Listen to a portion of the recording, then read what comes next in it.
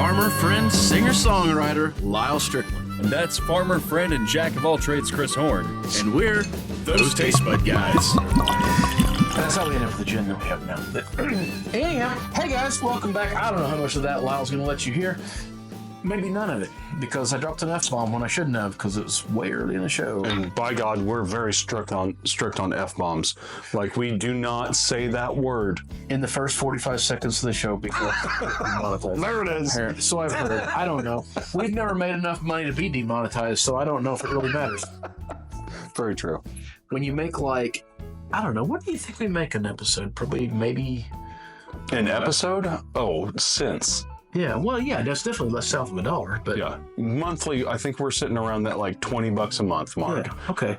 So it ain't much, folks, which is why we need you to pitch in on the QR code. Yeah, the QR code helps a lot, because YouTube is not helping at all. It could be the crappy content. I don't know. No. We do a great job. If you like drunken mayhem and just make two guys make an ass themselves, we do a great job. All right, guys, I'm Chris. That's Lyal. We are those Taste Bud Guys. Welcome to the show. If this is your first time, yeah, man, just grab yourself a glass. If you happen to have this, you might not, because it's pretty local to us. Yeah. But we've put a big focus on Missouri distilleries and breweries this year, mostly distilleries. Missouri has some amazing stuff. We do, and we're going to move on to another state here in the next year, but right now we're on Missouri because that's what was close to us. So a lot of stuff you might not be able to get easily. That doesn't mean you can't get it. And the way we'd like for you to try to get it is just reach out to the, in this particular case, Herman Distilling, and ask them for it and where you can get it and how you can get it, and maybe you can have it as well. Please tell them you've seen it on those Taste Bud Guys. If you look right over here, we also have some of their other products, because they give us quite a few when we visited them here a while back. And you'll notice we have some Blackshire, which is what we're doing today. Mm-hmm. We have, I forgot what order I put them in, Herman Distilling, which is the parent company over there in Herman, Missouri. And we have Polly's Distilling, which is another part of Herman. And if you want the whole story of why they're different, you need to go there and let Derek may not be the one showing you, but Derek is the one that showed us. No, I think people should request Derek. I think you should go to Herman Distilling and demand that you speak to Derek. I think he's going to be really angry if that happens, because he seems like he might be busier than us. Derek is the nicest guy on the planet. He is extremely busy, but he is creating some amazing product. He's the head distiller there. And if you do go up there and you go to the Herman Distilling, the Herman Farms, yes, and you get to go out there where they're actually making the stuff and take their tour. Yeah. Not necessarily the stables. Stables is a whole different thing, but very cool as well. Yes. And when you're up there and you're looking at the distillery, I want you to turn. I think that would be to the north of them. Mm-hmm. And look at that big barn down there and go, hey, can we go down there and sample what's in there? Tell them those Taste Bud Guys said it's okay. Said it's pretty good stuff. And won't be disappointed.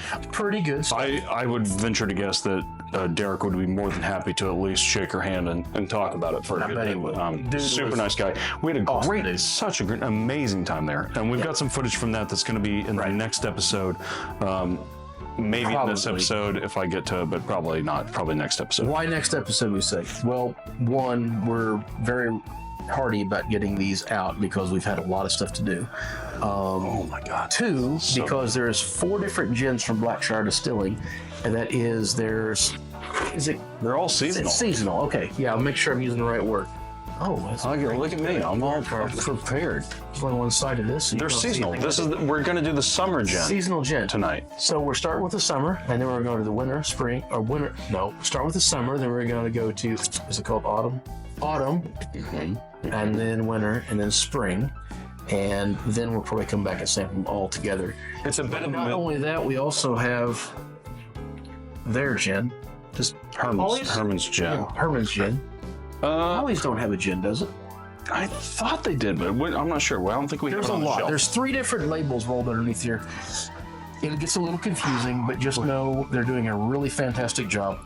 And we're going to start with this one, and we're going to try to get you some of the B-roll either with the next gin, or we may jump over and do one of their other whiskeys. But we've got some B-roll, and you guys If you're looking for a place to go and you're thinking, oh, Missouri, I want to go out to California and do all these big wine things. We'll jump into the back. You might want to stop and consider Missouri. We're going to jump into that in a second. Sure. Let's get to tasting this because I want to taste it. This has lemon and thyme. Thymine.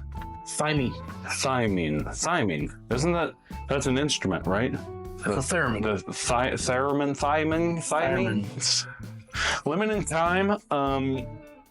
Thyme's not sage, lemon and thyme. They're not going to get me on copyright for that. Oh wow, no, it really does. So I have had all these, but it's been a while. What I started to say is this really does. I mean, if you ask me what's the note on that, it's lemon.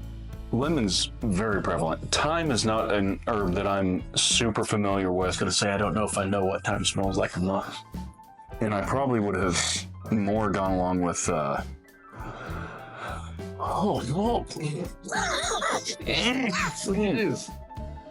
Get in your nose? Oh, yes, you went straight up my nose. And that, ladies and gentlemen, is why you drink out of a Glencairn when you can. I mean, to be fair, if you're used to shoving your nose down to something with a neck that tall, that's... Well, I was going to say... We're leaving that in. That is not cut it out. Oh, I'm going to keep hearkening back to it all episode just so he can't cut it out. Oh, man, at least I didn't boof it on camera. That's on the Tastebuds OnlyFans page. Have you ever... what is the name? It was a Discovery Channel, Fast and Loud. Did you ever watch that? I can't think of the name guy. Aaron was one of them, and man, think of the other guy, the main dude that was on that show, and he had a weird kind of freaking pointed beard on there. He would snort tequila. That was his. He was like, he'd give it to somebody, and they'd have to get tequila, and they snorted. I couldn't do it. There's no way I could do it. I'm positive. I can tell you, I'm not that kind of drinker. But that's what I always think when I will say this. I can think of worse gins on our shelf to do this. I was going to say, I probably would have, blind, I probably would have said oregano. I get that. Absolutely, yeah. Just because I'm not that familiar with thyme, but I feel like they're kind of in the same ballpark of herbs. Oh my God, that's delicious. You've had these. I have not had these. So this solidly falls in into the new American gins. If you think you don't like gin, try some new American, and specifically, just from this taste alone, this is a great place to start. So I will say, of these, this is the most traditional style, and this is more like having a martini with a twist. Yes, but like in a bottle. You don't have to do anything. Really good. And if I recall, this is one of my favorite ones of the four. Just very quickly. I'm so sad the bottle's so small. Summer is, well, I think we got a couple bottles. I don't know which ones, but there is a couple more bottles. That's beautiful. Somewhere. That's really good. So Summer Gems, Lemon Time, Winter Gin is Clove, Nutmeg, and Orange. If I remember right, that wasn't my favorite one because it was too big. It tastes the most like the American style gins. Autumn is Cardamom and Orange. Well, I'm not a huge fan of cardamom, but as I recall, that one was pretty good. And in the spring is Lavender and Elderflower, which that sounds. I remember thinking that was going to be my favorite until I had this one. This one, I was like, oh my gosh, this is phenomenal. I mean, it is a slap in the face of flavors, right? It really is. So there is that. I mean, like, it's not. I think the new American stuff, the new American gins, to me, are basically trying to be a cocktail in a glass, right? So, like, and that's kind of where I am on this stuff. Sorry, I didn't mean to, like, just totally break over. Timer shut off, so we don't know where we're at. Well, I just know we're on a talkative episode, because it's good gin. This is so refreshing and bright.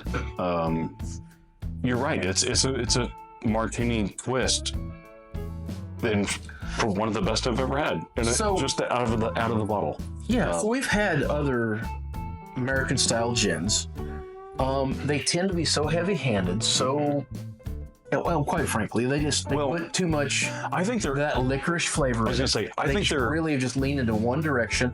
They don't have as much nuance to them, and I don't love those. I think this is just as heavy-handed. It's just that these flavors are more approachable. Well, right, but I think it's because you are taking the traditional style gin and you're adding to that, not necessarily just trying to create something brand new based on the gin recipe, which is what I feel like most of the traditional American styles had. Not all of them, but when you say a lot traditional New American, you're talking about like heavy cardamom, heavy black licorice, heavy anise, Yeah, that anise flavor seems to be the one that everybody loves to just infuse these gins with, and I don't like it. This is not my thing. Granted, only my opinion, guys. Don't yell at me just because you like anise. I don't. Not my thing. I'm very much a traditionalist on there. So when I run across something like this, where we've took an American style gin, or an American has to take a style of gin and put a twist on it, I really love that. Coupled with the fact it's a Missouri gin as well, I really love that. And we've got a few Missouri ones. Blacksmith, Tayakada. God, I wish you'd get Tayakada, make it easier per se. Our Farms, this Missouri. No, that's vodka. No, it's a vodka. Anyway, so oh my God, Daredevil. So there is some really Daredevils. So there is some really good Missouri gins we're partial to.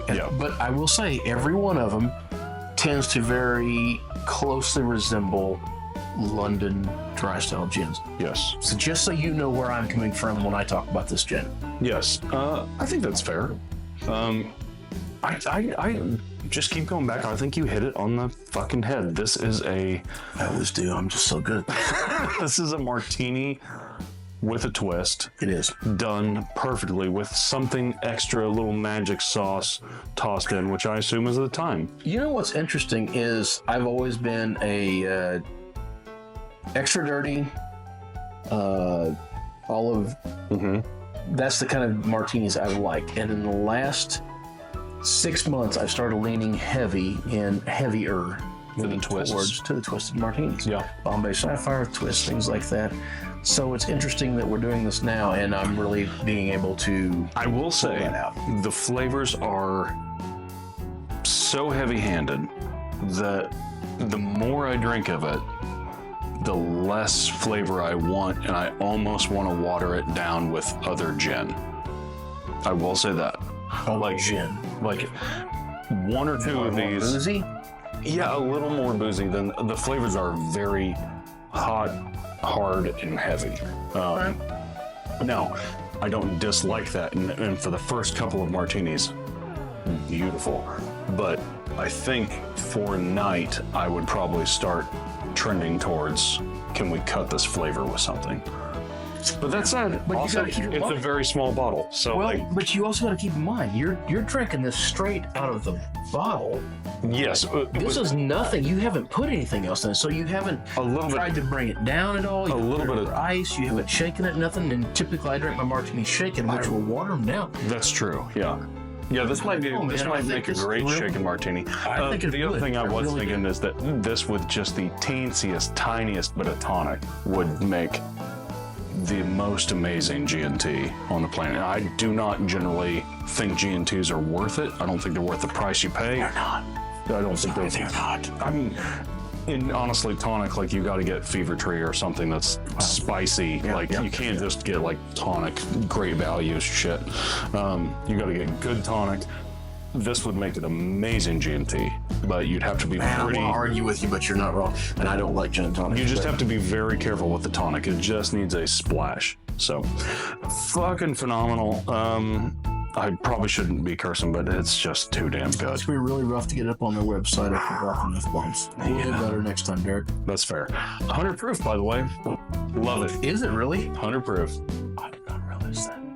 All right, until next time. Whether it be the 100 proof gin that you're trying, the food you're eating, clothes you're wearing, or the people you're meeting, grab a buddy, try something new.